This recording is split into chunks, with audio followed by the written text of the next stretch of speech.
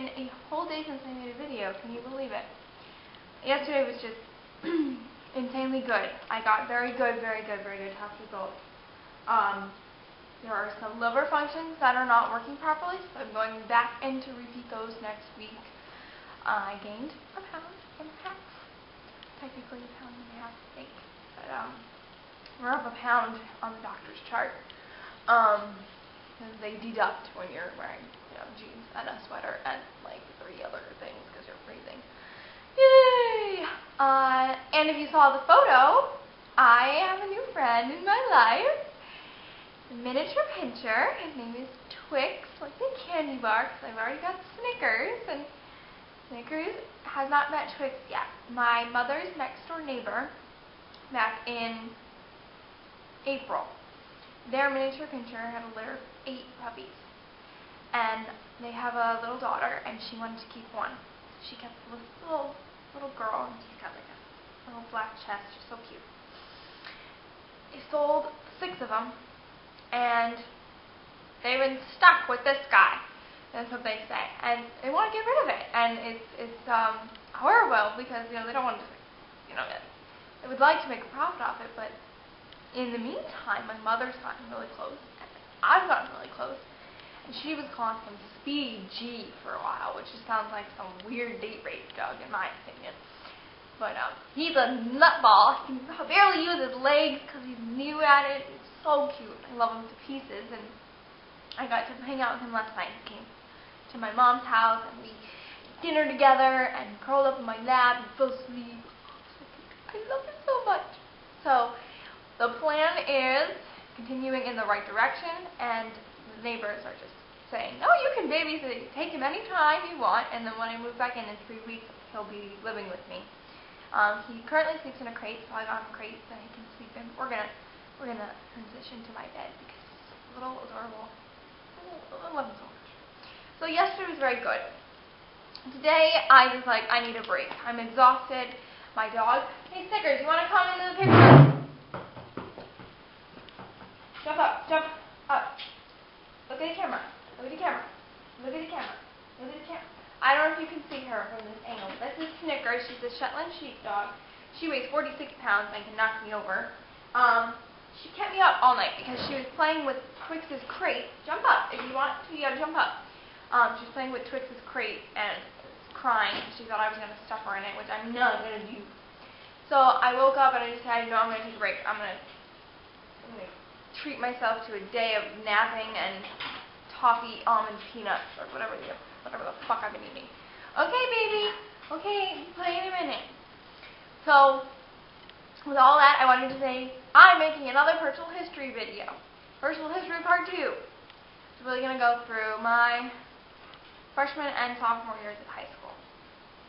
So last I left you off, I told you at the onset of my disorder, age 11, it was because of a traumatic event at the age of 9. My aunt committed suicide, and then my parents got divorced, and then I was having funny feelings about women, and I was scared of them.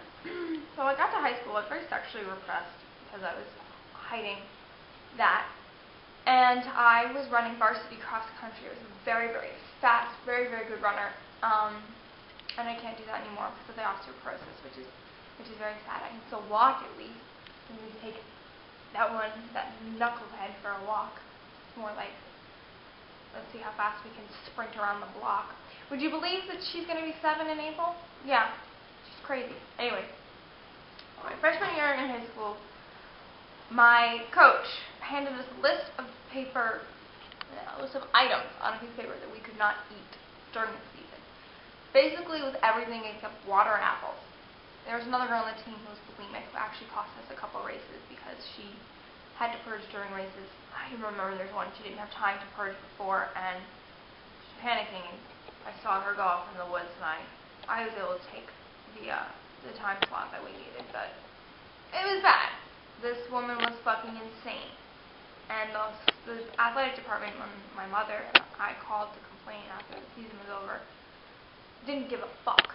They were like, well, we would rather everyone be eating apples. Like, we're cross-country runners. We're running 10 miles a day in practice. We're doing sprints up 90-degree hills during runs.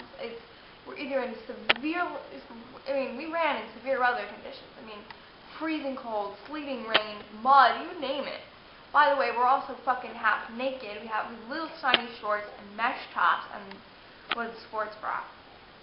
So, we need body fat. We needed energy. We needed to be chugging down frickin' protein shakes, but we had a very strict diet, and it was really, really awful. On my 14th birthday, the girls, all the older ones, so I was only freshman on varsity, and then the rest of them were juniors and seniors. And there were no seniors in my high school my first year. They only went up to the junior class, but they were seniors to me. They took me downtown to the candy store, and we went in, and they let me pick out anything. I bought a box of dots and jogged back. We got yelled at. A, for not finishing 10 miles that day. B, for buying candy and eating it. I just remember being really awful, but it really said the eating disorder. Eating disorder was like, oh great, I have a reason not to eat cross country. Well, the season ended. I had fractures from my ankle all the way up to my femur bone, stress fractures. I was in braces in my lower leg for 6 months after that. And this is when weight loss was really apparent. People in school were making comments, calling me like Rexy, or saying like weird things, like, when was the last time you went shopping for new clothes, like 2nd grade, just mean comments. There were boys that would flirt with me a lot, and they stop, they whisper. And it was very apparent that I was sick with something. At the age of 14, nobody really knows. I ended my freshman year early, took all my exams early. Fun fact, I did not complete a single year of high school, and I graduated with 4.2. And I started doing the Maudsley approach at home, which is actually what I'm doing right now, but I'm more in control than just my parents. Like, Maudsley is when your parents refeed you, and they're like your nurses, but now I'm kind of like my own nurse. And it did not work very well. My dad took us on vacation and came back. I had lost a shit ton of weight. And by the end of the summer, it is clear that things were not working well, and I had a huge panic attack. So bad that we had to call an ambulance because I was thrashing and it looked like I was having a seizure. And I ended up I started my sophomore year in a mental hospital, in a psychiatric unit at a private hospital. And I had a very tough time. Suddenly I had timed meals, and I was like, I'm not anorexic, don't have a problem, fuck off everyone, I don't cut myself, this is from my mom's cat, leave me alone. I was diagnosed with bipolar disorder, and I couldn't swallow pills at the time, and they were feeding me this, it was awful. And then my insurance company came back, and they had cut out. And back then I was so happy, I was like, cool, I had to spend 2 weeks here.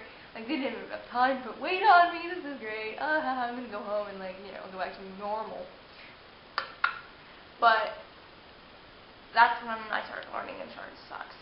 I spent from September, October, November, December, January, February, March being tutored at home privately. And I was able to get my weight up to a place where I could go to school. And I started my senior year in March, and that's when I started hanging out with my best guy friend and my best girlfriend a lot. They were both in my homeroom. We had lockers next to each other. We did not hang out the 3 of us. It was either me and her or me and him, but we all talked together, in school, and things were good. I tried out for musical, and then that summer I did a musical over the summer, and I started my my junior year at my highest weight. I wouldn't say it was my healthiest. It was in the realm. I looked great, but I was not comfortable in my body, which is what led to the junior and senior year collapse. But I spent months refeeding at home. I spent months being tutored, and it was a bitch. And the worst part was that as I integrated back into school, I realized that I was different. Not just sensitively and artistically and creatively, but everyone knew that I was in the hospital. Some people made up rumors that I had a baby and all this crazy stuff, but most people knew that I was in the eating disorder hospital. I was stigmatized as an anorexic. I lost a lot of friends because of it, and I liked women. I liked girls.